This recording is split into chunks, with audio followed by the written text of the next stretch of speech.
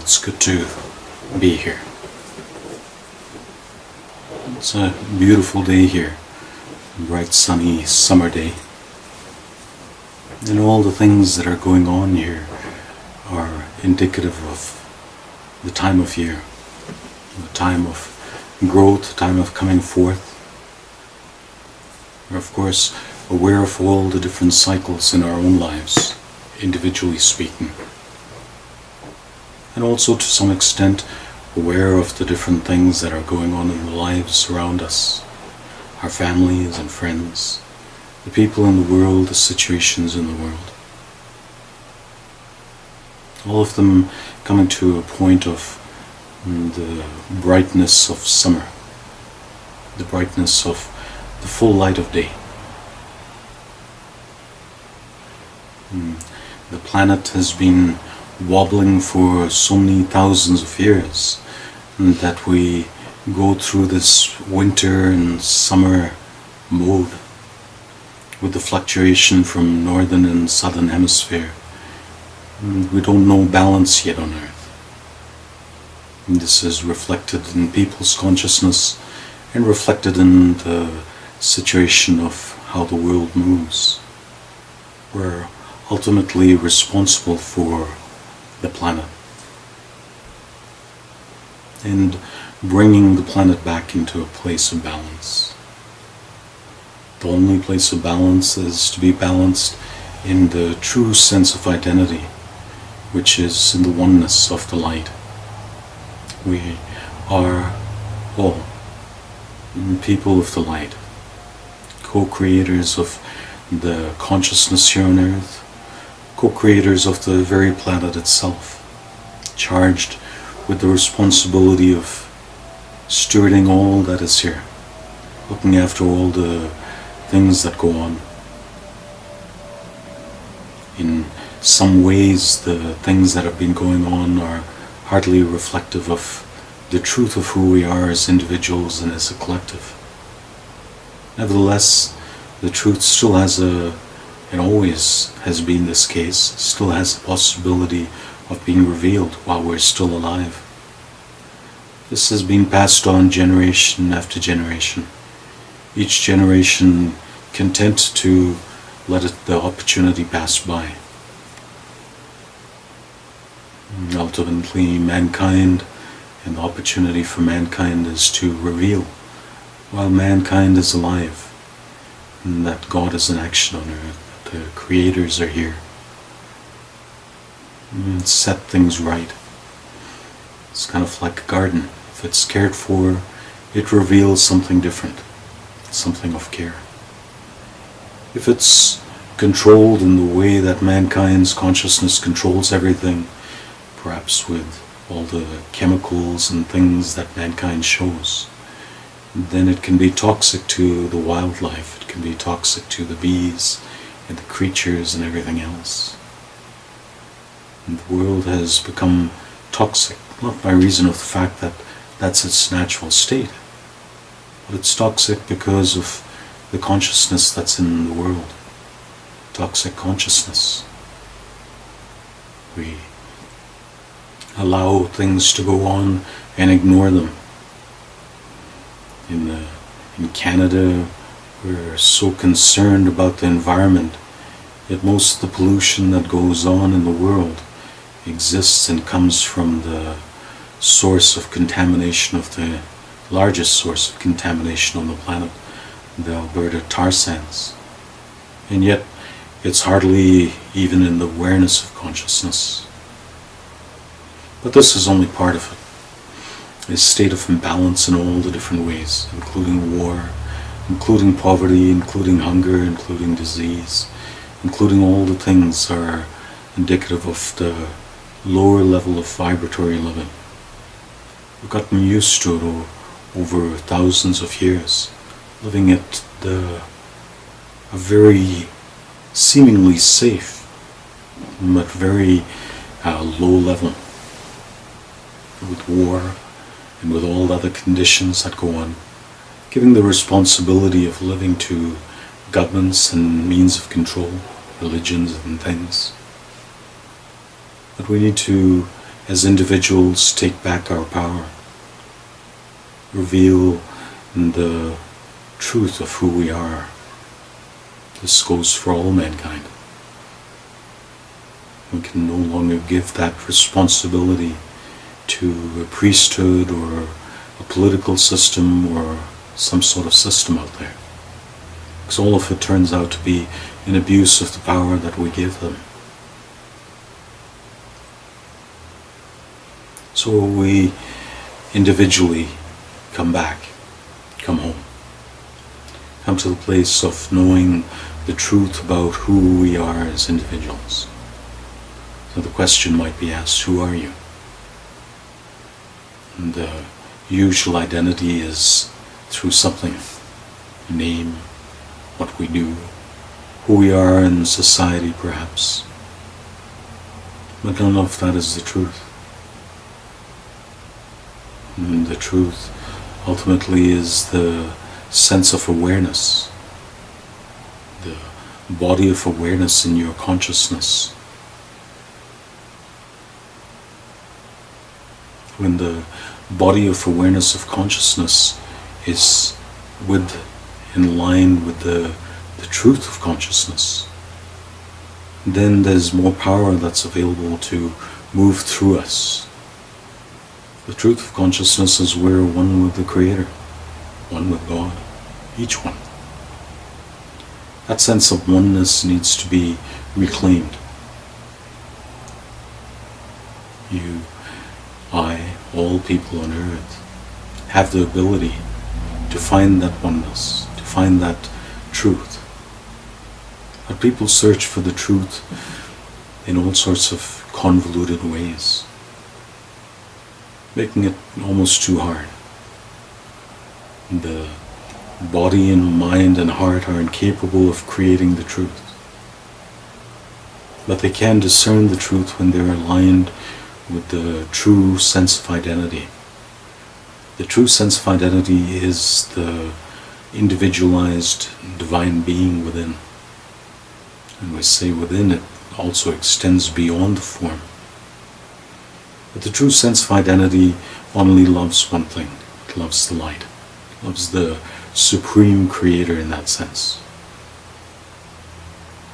Our consciousness as minds and hearts go, the sense of ego, the sense of identity, needs to come to the same union of awareness of what the first love is. The ego cannot find the truth by searching for itself, by searching for its true identity. It has to love the same thing that the true identity loves. Be pointed in the same direction that the true identity is pointed. The true identity loves the Creator, first and foremost. It's the first love. And in that there is union. There's a possibility of the human side of the equation rising up. But it has to rise up. It has to come to that place of wanting the same thing that the truth of identity wants. The truth of identity only seeks to have union with the oneness of all things, with the light, with the Creator.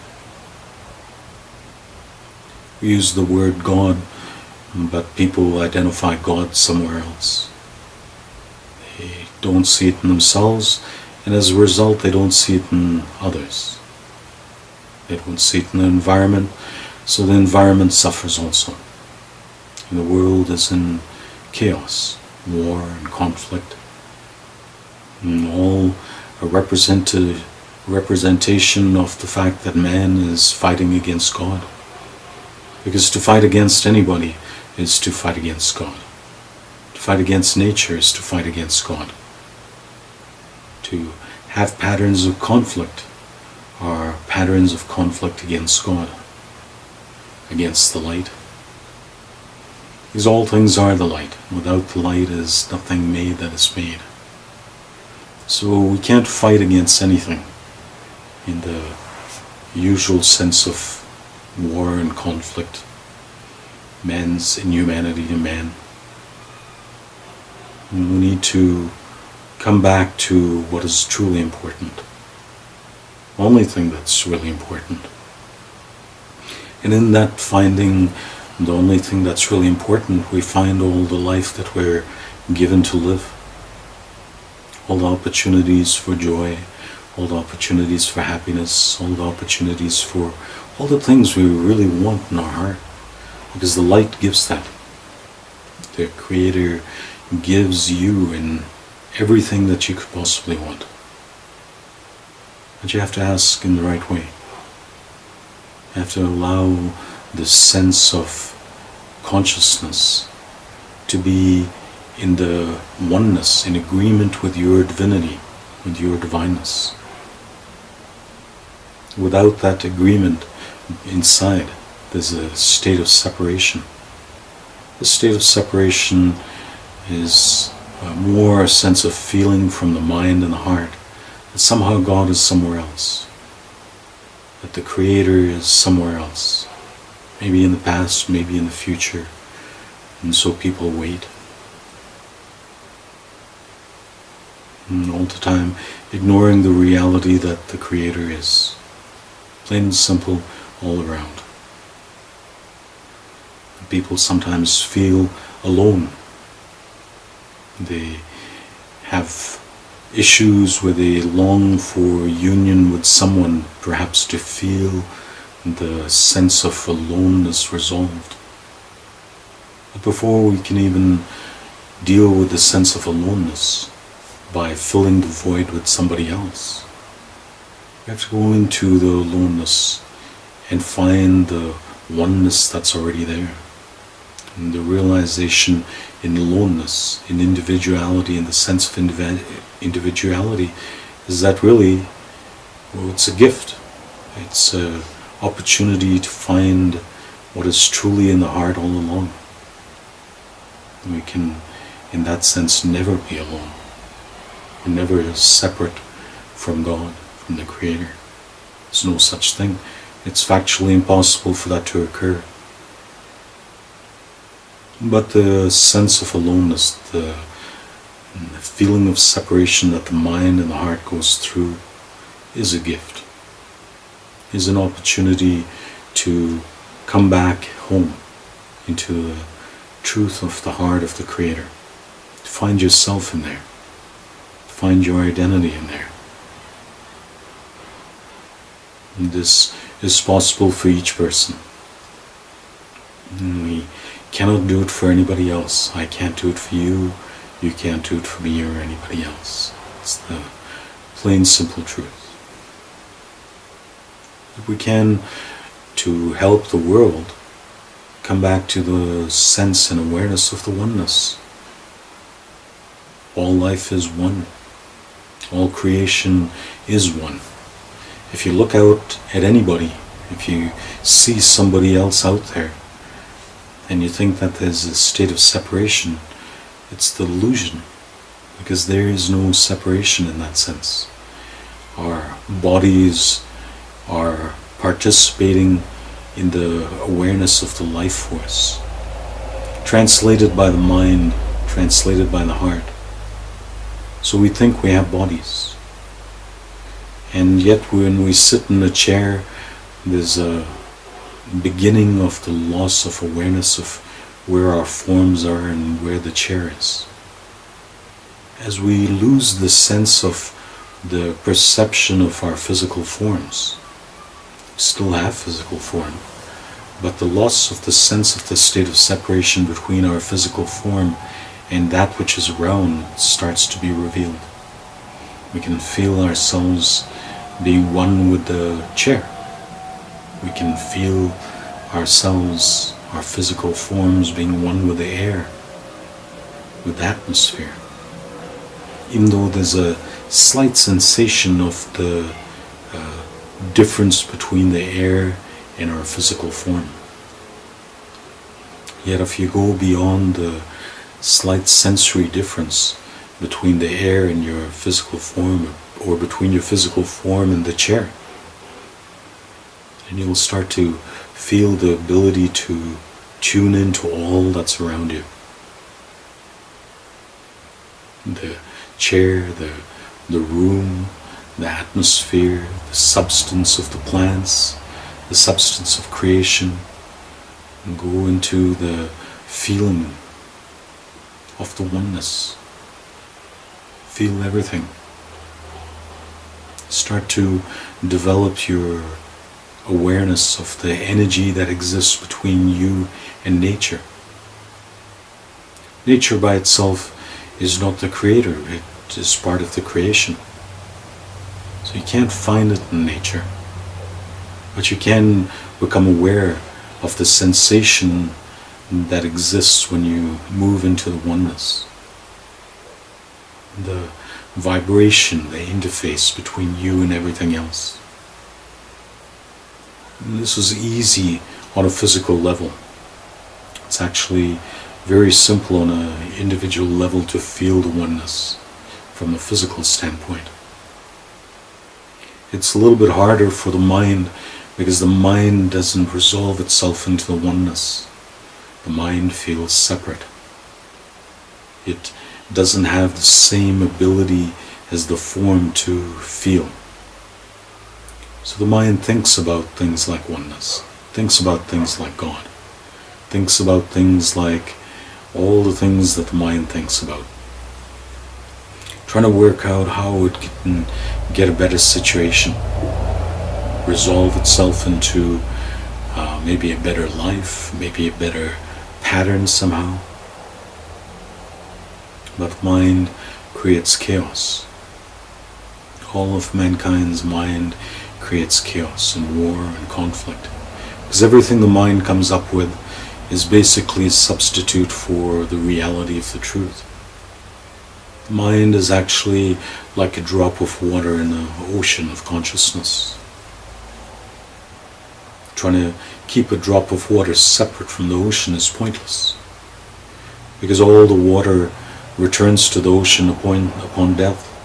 The mind can't keep itself separate for very long.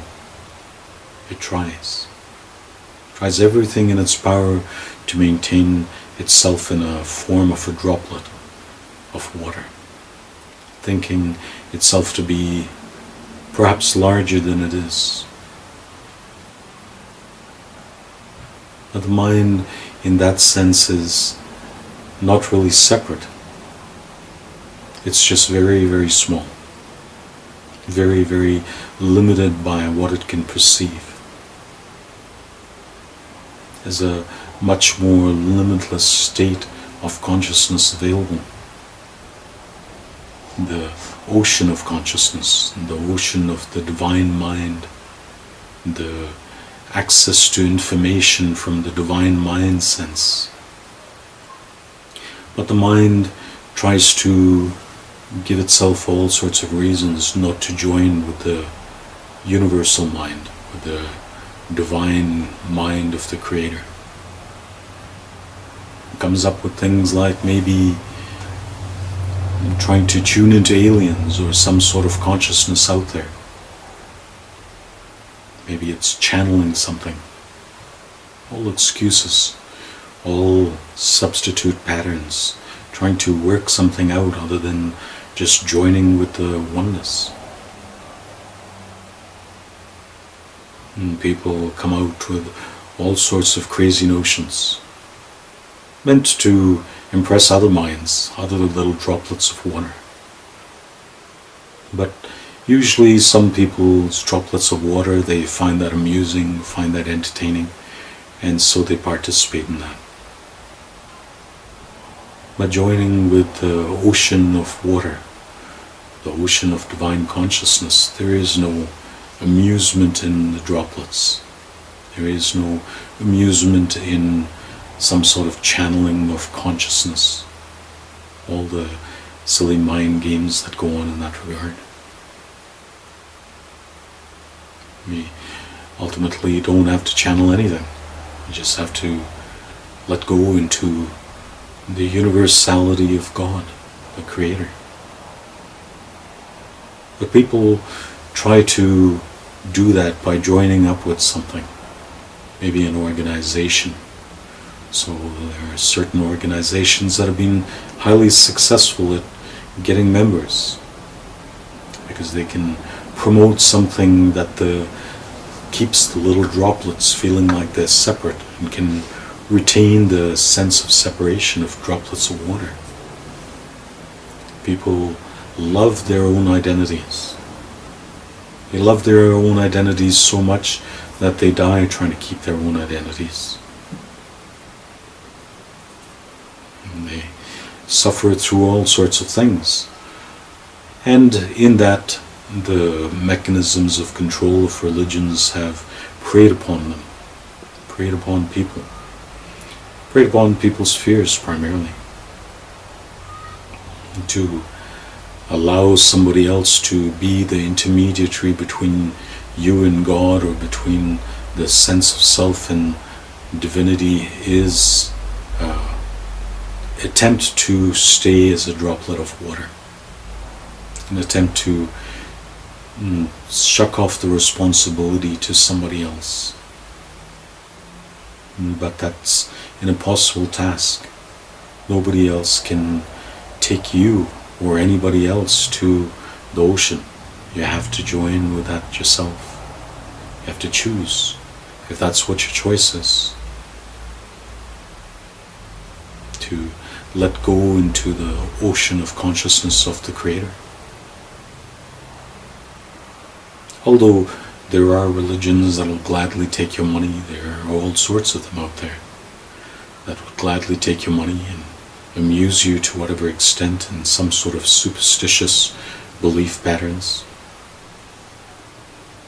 all to keep the sense of self going, the sense of the droplet of water somehow having some meaning. But the droplets of water of consciousness have no meaning, separate from the oneness of the whole, the ocean of consciousness. So droplets of water are the typical state of consciousness, the ego and the id. All the meditation, all the prayer to try to get some sort of alignment or get something happening with the droplet of water consciousness, all pointless. The only thing that the mind can do is to let go and merge into the ocean of consciousness. Love to be the part of the oneness, and in that find the oneness yourself. And the truth of the oneness already is. So that sense of aloneness gives you and anybody, and it gave me and it gives everybody the same opportunity to come into the truth of the oneness, all oneness. Aloneness is an illusion. It's all one. Look around, feel what's around you, it's all one. To whatever extent we even hear someone else's voice, hear or sense or participate in something else, where we feel like there's something else going on outside ourselves. It's all messages from the senses, the body, the mind, the heart, the eyes, the hearing. Because there is only one consciousness, the consciousness of the Creator, the consciousness of the oneness. All of the senses that are given to the little droplets of water are like tiny little fractals of awareness. But that tiny little droplet of water not only feels separate, it feels alone. And that's where the heart comes in. The mind can't do anything about what the heart wants. It tries to convince the heart of all sorts of things. It tries to convince the heart that the heart's not worthy to be part of the oneness. Maybe trying to accuse the heart of not being so holy or sacred or pure in some way that is the reason why the heart doesn't join with the oneness. Very popular in the world for well-meaning people to think they're all sinners. It's all the mind trying to convince the heart, trying to stay in the sense of a droplet of water.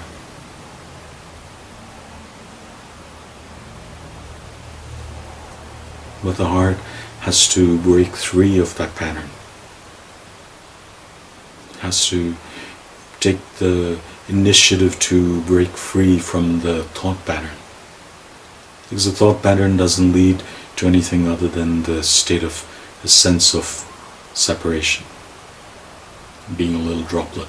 And really that's about the size of consciousness, tiny little droplet, all caught up in its own droplet idea, in awareness and self. Meanwhile, there's something so much greater going on.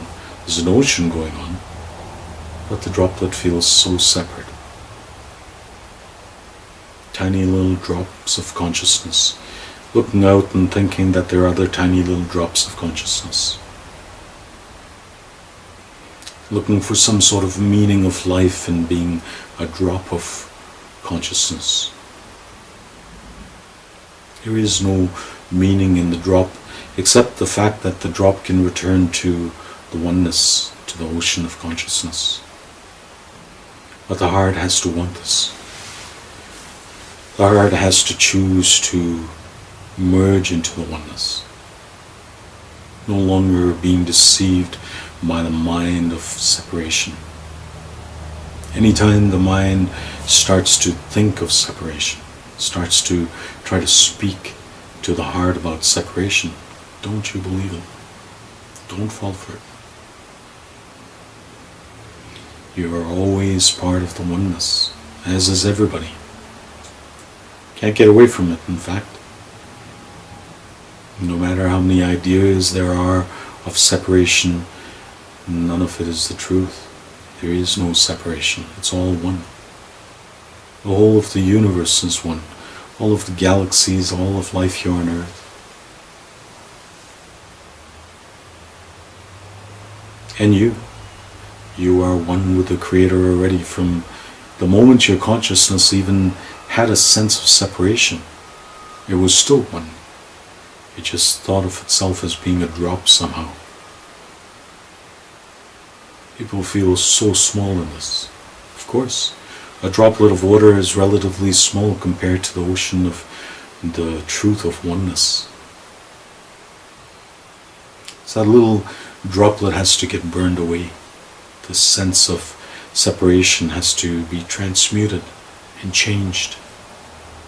So things happen. That droplet, the first part of awareness of the droplet changing is that the droplet changes into steam. It has to become lighter.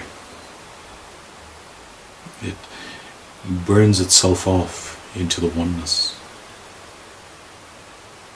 It becomes something more than just a drop. It can no longer feel itself as part of a state of separation. So our bodies burn. The water in our bodies is continually being transformed into steam, into atmosphere, into spirit. Water has to change into a different form. If that little droplet becomes solidified, it gets frozen. You can see people who become frozen in their lives, caught up in their individual lives, and they're just frozen in it. They can't move. They feel immobilized. That instead of being frozen in consciousness, where everything is then all tight, we have to go through the sense of fluidity of being a drop into merging into the air, into the spirit. And that happens by reason of fire. Fire transmutes water into steam, into air. Your consciousness, my consciousness, all of people's consciousness on earth is being changed to steam. It's being changed to air. Because in the air, it then moves a lot freer than being in a drop, because it moves into the atmosphere.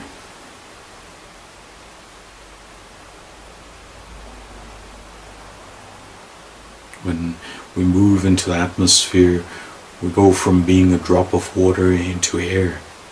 So the first thing is water. The first sense of awareness in individuals is being a drop of water. That's the first force, water. Then the next force is to become air, to become spirit, part of the spirit of everything that's going on, part of the oneness of the universal spirit of the Creator. And then that drop comes into the ground, into the form.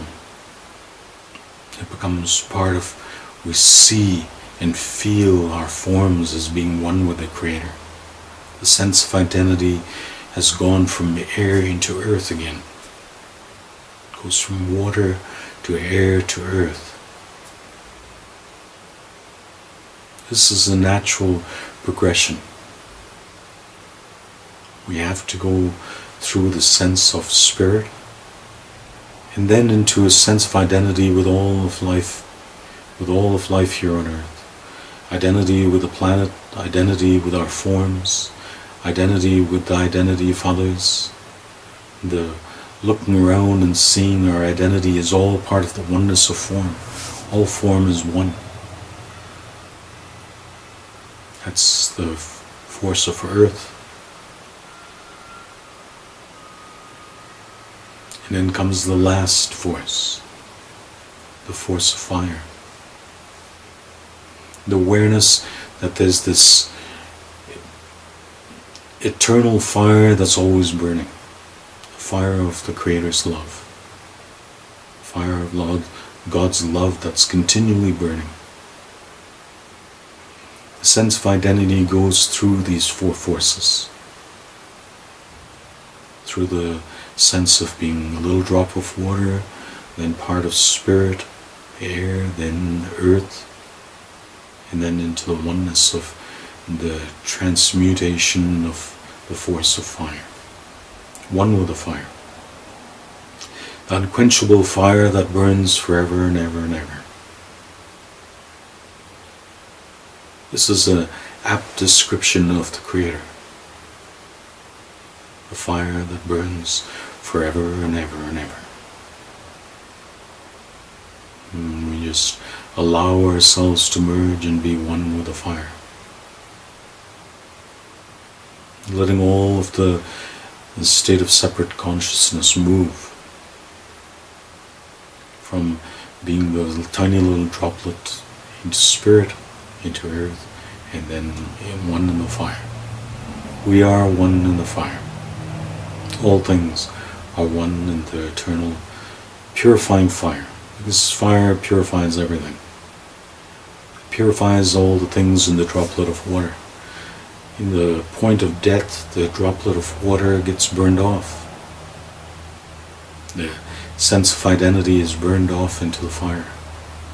It goes through the air, goes back into the earth, and that which is of spirit, that which is off the fire, returns to being off the fire.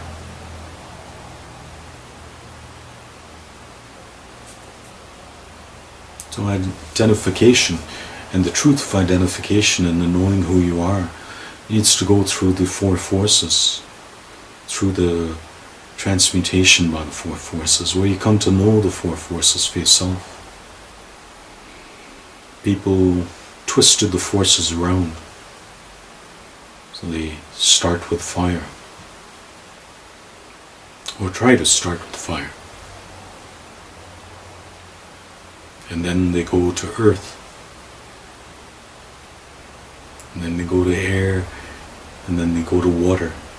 That creates fear. F-E-A-W.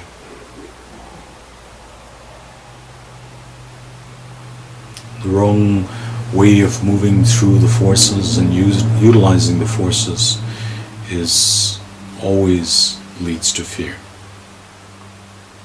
If you ever sense fear in yourself, that's moving through the wrong way of the forces. All you have to do is come back to the right use of force. Start with the water again. If you're sensing fear in yourself, there's a sense of fear in mankind. There's a sense of fear in individuality.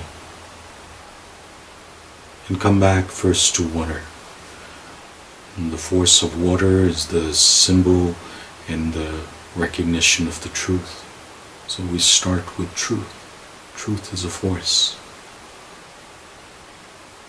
Water is the symbol of truth. And then we move to air, which is spirit, right spirit. So if there's a sense of fear, we have to go back to the truth, and then go to right spirit, and then go to the force of earth, and then go into the fire again,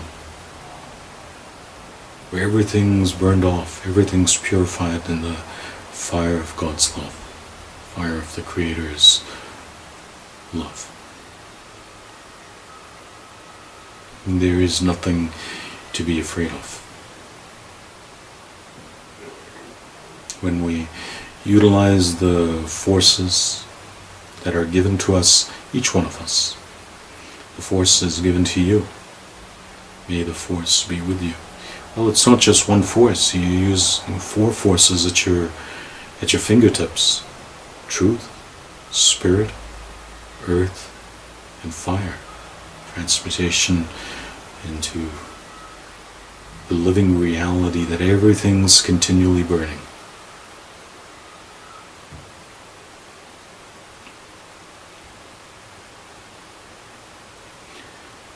Fire is the blessed place of transmutation that the world is going to and is experiencing now. We might hear that the world is heating up. Of course, man thinks that the world is heating up by reason of its own self-activity and destructive patterns, but that's not true. Mankind can't do too much about the world heating up. The world is heating up because the force of fire is upon it. The force of the Creator's love is upon this world. But that's taken the consciousness of mankind thousands of years to move from the consciousness of water to the consciousness of right spirit to the consciousness of earth and into the consciousness of the fire of God's love. You don't have to wait thousands of years. No one has to do that. You can allow that process of the 4 forces to move through you in this day, in each day. Every single day, every single person on earth is given the same opportunity to allow the forces to move through them in the right direction: water, air, earth, and fire. Truth, right spirit, right action, all in the fire of the Creator.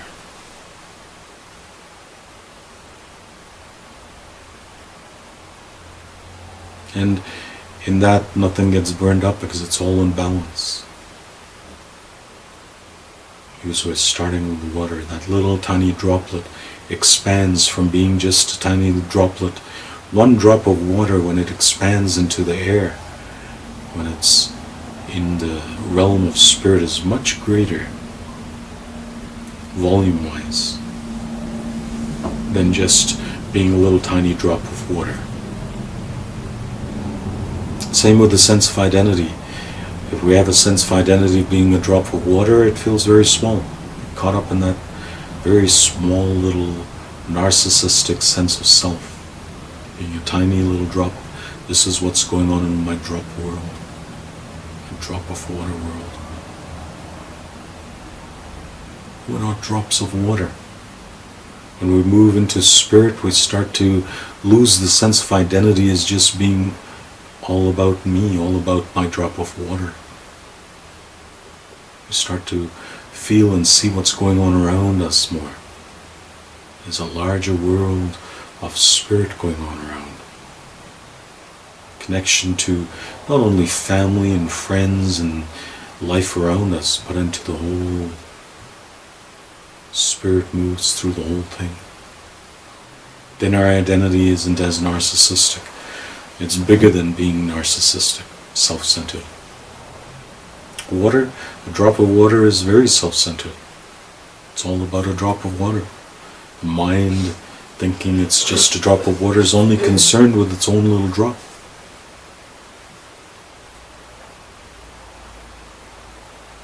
And over again, the little drop falls apart and it feels the pressure of being a little drop. Well, let go to being more than just a little drop. Let go into the oneness where everything is felt for everything. You are one with everything else going on around you. You are one with your family and your friends and all of creation around you. It's a lot bigger than just that little drop.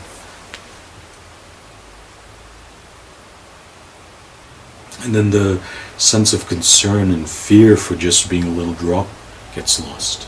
Because the drop is very afraid of its own, of what's happening to itself. And as it gets bigger, as you go into right spirit, as you are, as you do, then you lose the tiny little sense of it's all me, it's all about me. I'm afraid of my world. No. You start to participate in something that's so much more, because you care for others, you care for the life around you, you care for everything, and you care for yourself. Because you see that that's all spirit, right spirit. So in going into a larger plane of consciousness, the plane of spirit, there starts to be a different sense of care. And then that care, and the air becomes moisture in the air, and the precipitation, it comes back into the earth. The precipitation, rain comes into the ground. Yeah, there's a point where that goes into the grass and the plants and everything else. It becomes part of earth. You see the oneness of the largeness of this planet and the care for all the things that go on. The care for other people's earth, the care for your own earth, the care for your own physical well-being, and the care for the physical well-being of others. Because it's not just about the little drop sense of, no. How fortunate it is that people move into the realm of earth, caring for others and caring for themselves. Because there's an equality in there. They're both different sides of the same coin. To care for others is to care for yourself. To care for yourself is to care for others. That's earth. That's the sense and awareness of earth.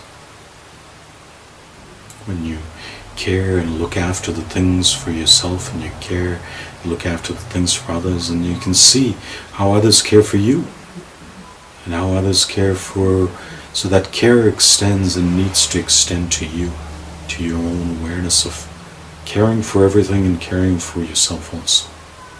And the awareness of others caring for you also, and you caring for others also. This is earth. This is the force of earth.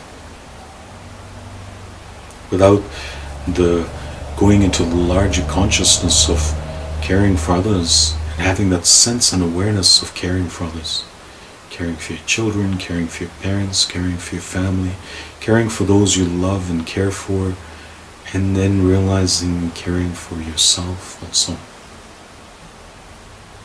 You need to care for others, and you need to care for yourself, and see that others are caring for you also. And so that the care is earth. Earth is care. Right spirit, right action. Earth is right action. The force of earth is about caring. When you look at the earth and you look at plants and you look at gardens, if you care for something, you care for a garden, it can grow into the most beautiful thing. Earth is about care. Care for the earth of others. Care for the earth of yourself. Look after yourself. Look after others. That's the force of earth. And then there's a realization, wait a second, I'm in this care for others. I care for others. And others are caring for me. There's a two-way pattern here. The water has then distributed itself through the earth, into the earth of our own being, into the earth of other people, and other creatures, and the rocks, and the minerals, and the vegetation. How wonderful that there's the force of earth. There's the force of care. It's no longer, we start to realize that we're no longer just narcissistic. We're not just stuck in our own little world of it's all about me, because that's just a drop of water.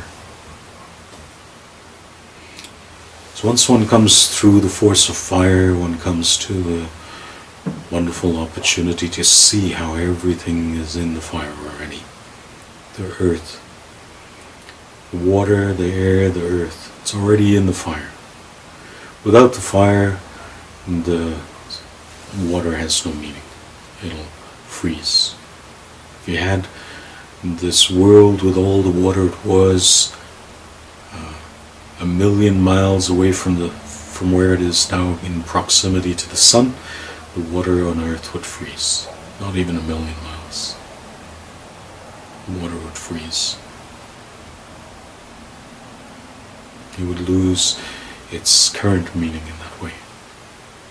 And when the water freezes, the air wouldn't have moisture in it. When the air doesn't have the moisture in it because it's all solidified into ice, then the earth wouldn't grow. Things in the earth, if you look at the North and South Pole, you can see there's not too much growing there. It's all ice. Icy consciousness. There's no point going into an icy consciousness. We're thankful for the fact and the reality of fire, transmuting everything into life. Thankful for the fire of the sun. We're thankful for the fire of the Creator's love, which comes forth and is always keeping everything going. Keeps you going. Keeps me going. Keeps all those around us going. So we don't freeze into some sort of frozen consciousness identity. We not only care and are cared for by the Creator, we start to recognize that we are cared for by the Creator, that the Creator cares for all things, caring for all of life here on earth ultimately, and all life everywhere. It's bigger than just here.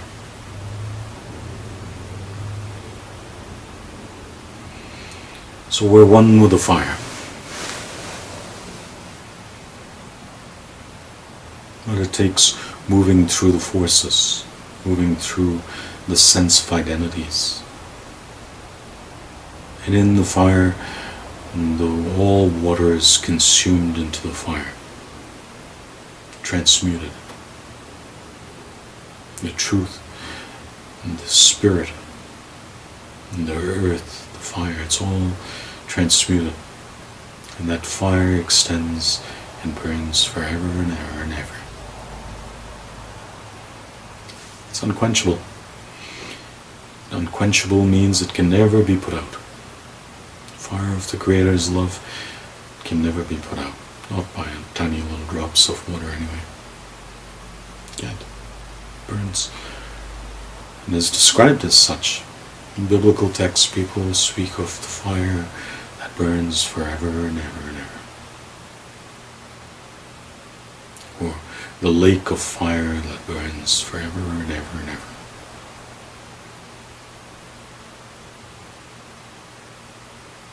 This is the truth of the Creator. Creator burns and is the force, all forces merging into the oneness of the force of fire. And in that, there is moisture. And funnily enough, you need air, you need water, you need air, you need earth, and you need fire and balance. Something creative to happen and remain in balance. Generations and thousands of years from now, when the earth turns into a sun, fine. But we're still 900,000 years from that point. To begin to explain what that point will be is beyond the awareness of what's here currently. But we're moving to the creation of this planet into a sun. You know this already. You're part of the oneness, so you know this. All people know this ultimately. Can't stop it. Cannot stop this planet from becoming a sun. It's nothing. Nothing that mankind can do to stop this planet from evolving in many hundreds of thousands of years from now into a sun. It's just a natural progression. Everything becomes a sun. But we start out by individually becoming sons. Sons of the Creator. Not S-O-Ns, S-U-Ns. We become part of the fire. We become that which burns, which warms things up around us, heats things up around us, transmutes that which is around us. Individually and collectively, we're in a process of becoming sons, S-U-Ns. Made in the image and likeness of the Creator. The Creator burns forever and ever. So, as the transmutation happens, we don't get burned up, but we start to warm things around us. We start to heat things around us. This fire of God's love starts to move through into the world around us.